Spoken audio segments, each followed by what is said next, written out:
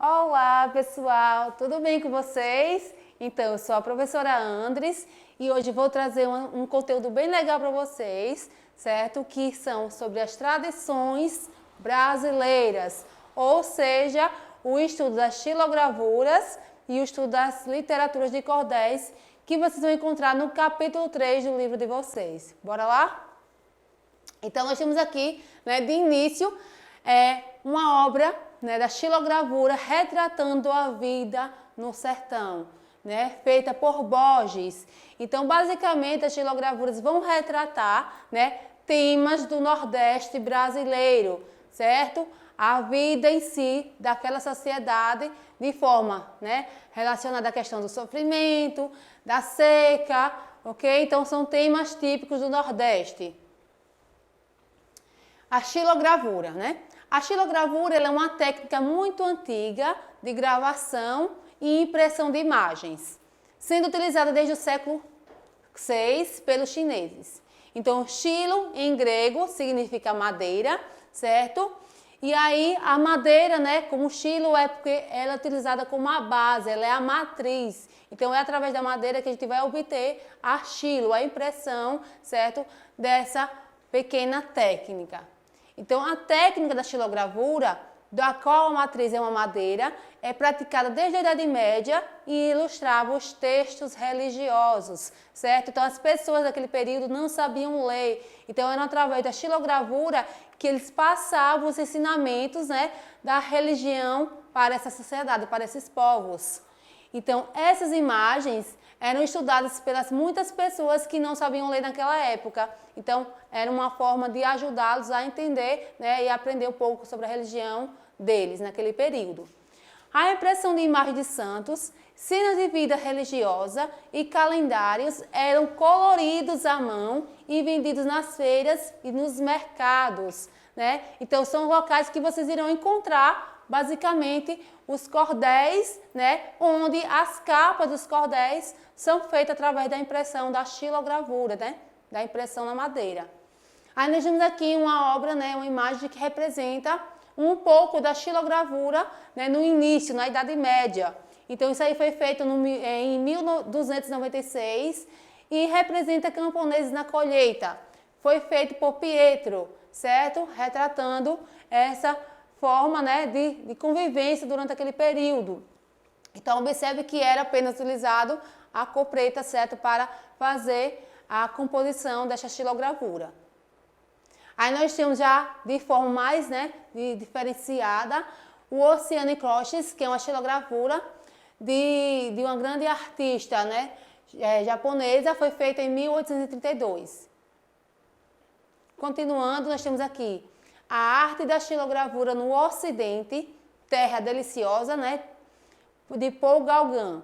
Então, ele pintou essa obra relacionada à questão do Ocidente, dos temas trabalhados já em outro país, em outras épocas. Então, ele está trabalhando aqui a técnica da gravuragem na base da madeira.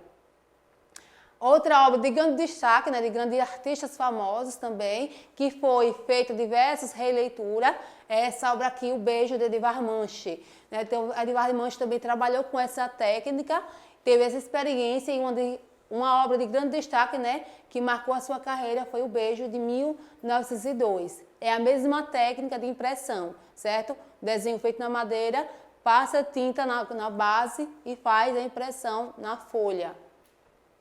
E nós temos aqui uma xilogravura de Wassily Kandinsky, um grande artista do abstracionismo geométrico informal.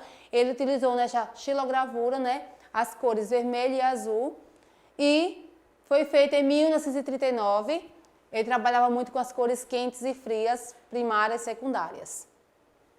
A xilogravura é uma técnica utilizada para imprimir imagens de textos, principalmente das cenas e vidas religiosas, Para isso, é preciso que eles sejam gravados sobre a base de madeira, criando um relevo.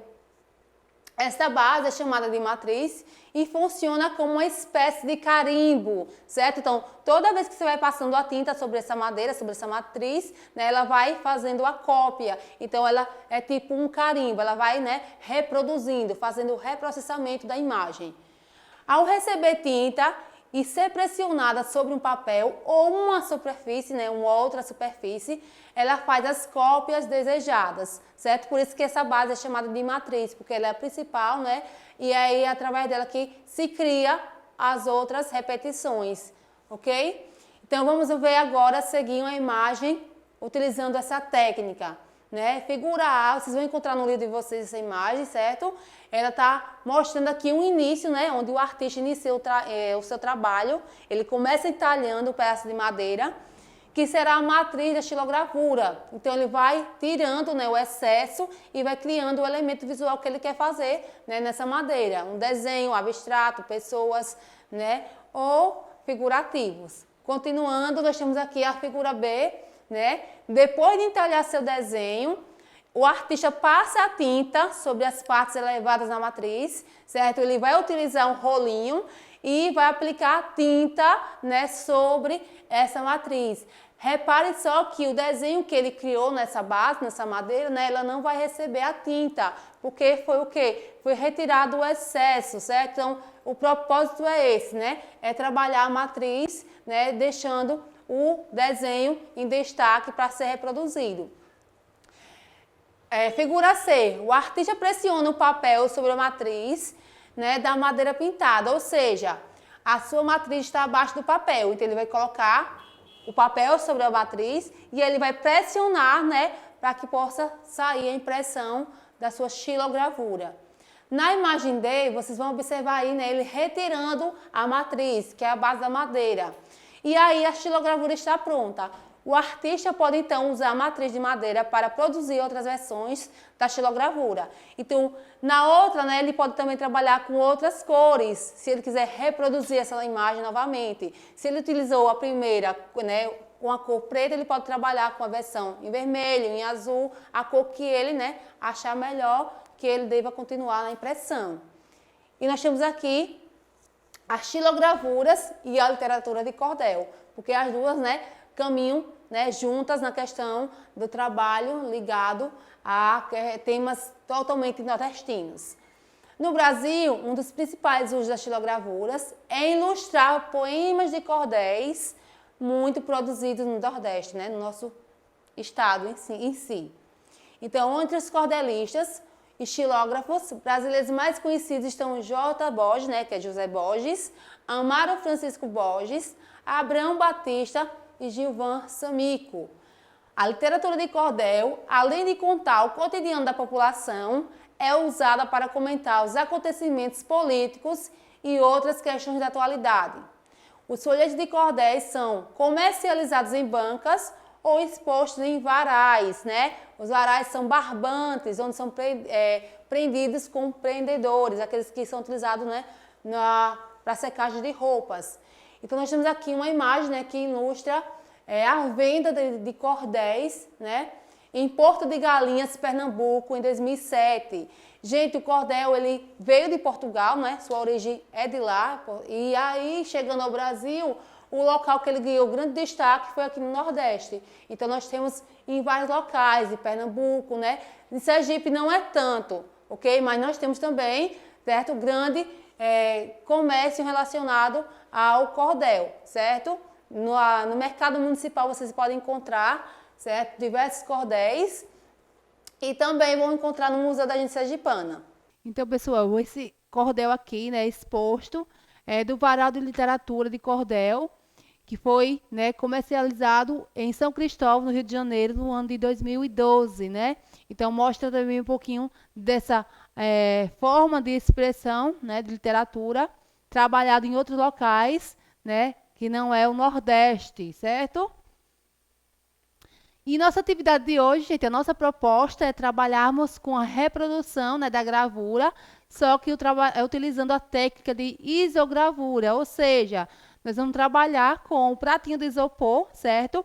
Vocês podem encontrar, né, em locais que vendem esses materiais para né, de embalagens, ou até mesmo utilizar, né, de forma, utilizando aquelas bandejinhas que vem com frango, que vem com frutas, com queijo, certo? E a gente fazer essa atividade legalzinha. O rolinho, certo? Caneta, ou até mesmo lá para a gente fazer o desenho no isopor, e as tintas guache. Aí, continuando, eu vou mostrar aqui para vocês, certo? Um exemplo de como é que faz essa atividade, né? Utilizando o isopor. Então, nós temos aqui, né, o desenho inicial, certo? No isopor, que é essa árvore. Continuando, nós temos aqui o passo 2, né, que é passando o rolinho com a tinta sobre o isopor, certo? Essa é a nossa matriz, o isopor, será o isopor, não a madeira, né? A madeira, ela precisa de uma maior habilidade para ser trabalhada e de uma ferramenta, né, mais complicada, até cortante, então não recomendo vocês fazerem com madeira.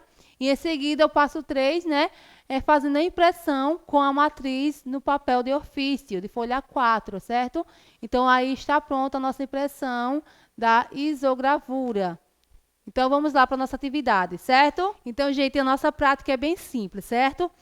Vou mostrar aqui para vocês um exemplo do que eu trabalhei, certo? Em relação à isogravura.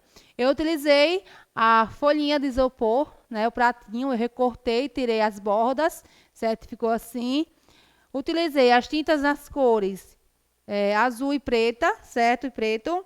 Utilizei a caneta para fazer o desenho em si no isopor e o rolinho para poder aplicar, né, essa tinta sobre a nossa matriz de isopor, né? E em seguida eu fiz a impressão e ficou assim, dessa maneira, certo? Vocês podem utilizar, né, o isopor no tamanho que vocês desejarem, que vocês tiverem em casa também, certo? E reproduzir.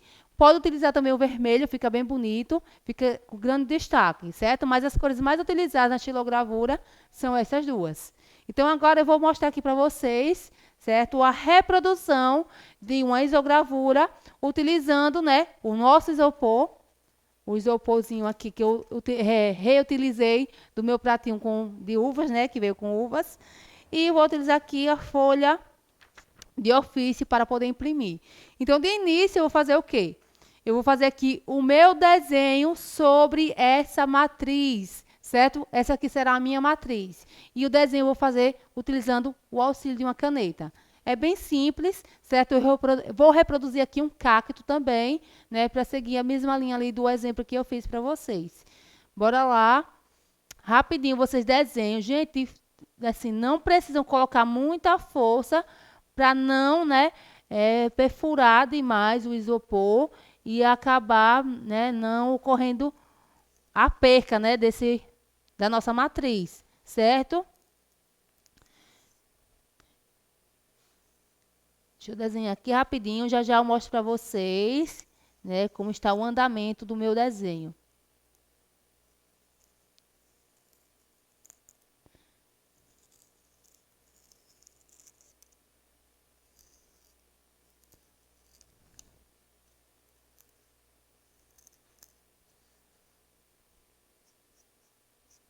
Pronto. Olha, está aqui. Eu fiz um desenho bem simples de cacto. Agora, para que eu possa, né, ter essa reprodução desse elemento aqui, dessa base da minha matriz, eu preciso, né, aplicar mais um contorno, né, para poder ter uma abertura da linha aqui do desenho, né, para que a tinta ela não insira dentro desse local aqui no momento que eu for passar o rolinho, certo? Então, vou contornar por cima novamente, né, seguindo aqui a linha do meu desenho, e aí eu mostro para vocês já já como é que vai ficar.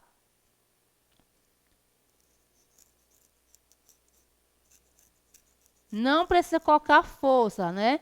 Para não rasgar, não perfurar, não sair do outro lado e estragar a sua matriz.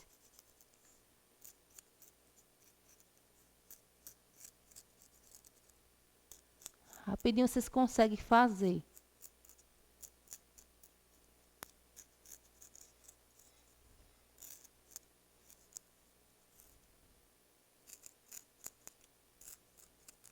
E aí vocês podem fazer, né, qualquer desenho, gente, de animais, certo? De pessoas, paisagem, urbana ou rural, flores, certo? Todos serão impressos da mesma forma.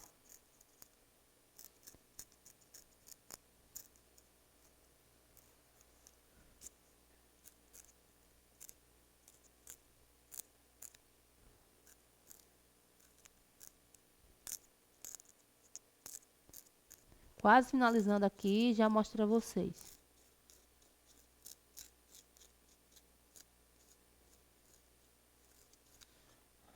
Pronto, observem aqui, né, que eu dei mais um destaque na linha que eu contornei, né, que eu fiz o desenho. E pode observar aqui o espaço, certo? Que ficou agora em destaque no meu cacto. Em seguida, eu vou aplicar a cor, certo? Eu vou utilizar aqui o rolinho, juntamente, né, a aplicação da cor, né, utilizando de início o azul. E em seguida, eu vou utilizar o preto para vocês verem também, certo? As duas aplicações.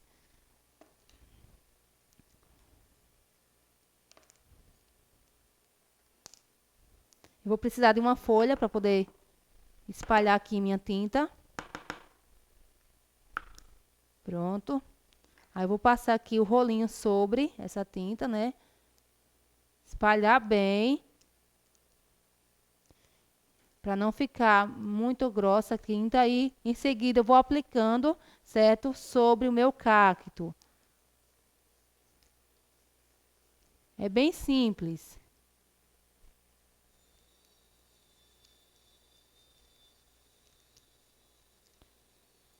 Vocês precisam passar sobre todo o espaço do seu isopor, certo? Não pode deixar nenhum local sem tinta.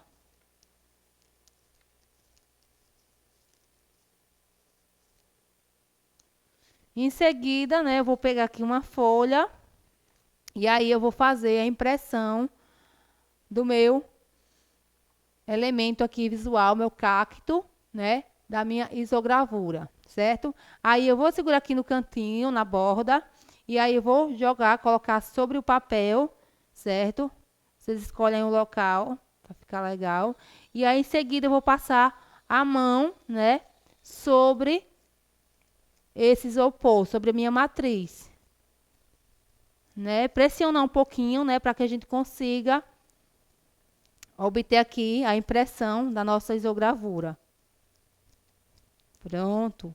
Aí vocês olhem um pouquinho ao lado assim para ver se está legal, né, antes de retirar. Com todo cuidado, segurando a folha, né, vai levantando a nossa matriz, certo?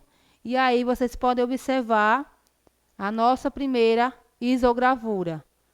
Vocês podem colocar mais tinta, certo? Como é a primeira, ela demora um pouquinho a absorver no isopor. Mas ficou assim nossa isogravura. O interessante também é fazer, né, várias cópias com várias cores. E aí fazer um cordel, né? Utilizar o barbante, pendurar, certo? Com o prendedor. E em seguida, né, deixar secá-la. Porque se você colocar de uma forma, né, jogar, sei lá, em qualquer local, ela vai acabar borrando, manchando. Então tem que esperar secar direitinho para obter, né, resultado, ficar bem bonito. Vou aplicar agora o preto rapidão. Vocês vão ver essa isogravura com uma outra cor, que é a cor mais utilizada pelos estilogravuristas, né? Um deles, J. Borges, que é o mais famoso estilogravurador aqui do nosso estado, do estado do Nordeste brasileiro. Deixa eu utilizar aqui. Pegar aqui uma folha pra gente.